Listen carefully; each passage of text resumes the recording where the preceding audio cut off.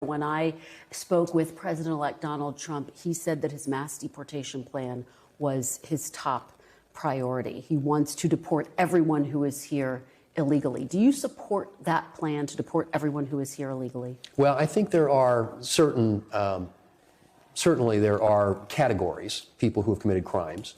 There are over 1 million people that the current administration had targeted for deportation.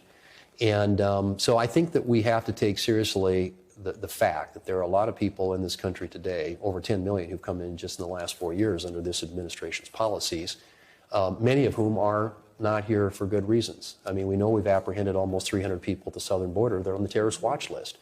And you've got criminals and cartel members and gang members and all of the above.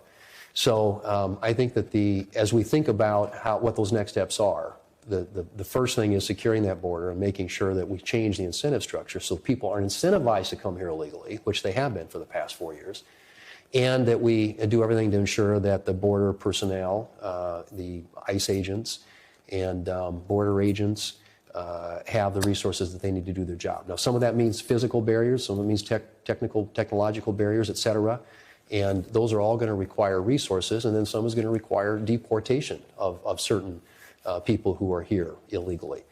How that gets translated into actual policy and action will be a function of the new border czar and Homeland Security Department Secretary, who will be our Governor, Kristi Noem. And of course, it's incredibly complicated. You need 24 more times ICE detention capacity just to deport 1 million people in 1 year, not to mention more agents, more judges, more planes for deportation. In 2016, right, you actually said deporting everyone here illegally wasn't realistic. Have you changed your mind about that? Do you think it's realistic? I think you've got, again, I think you start, and I think this is going to be obviously a process, and it's going to take resources. Obviously, to get people, to leave the country, we're going to have to make sure the administration has the resources they need to enable them to do that.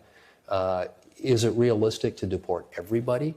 I mean, there's a lot of people in this country who are here illegally, but I think we have identified already, and I said anybody who has committed a crime in this country clearly ought to be on that list. And there are a bunch of folks that over 1 million, 1.4 million, I think, on the current administration's list of people that need to be deported.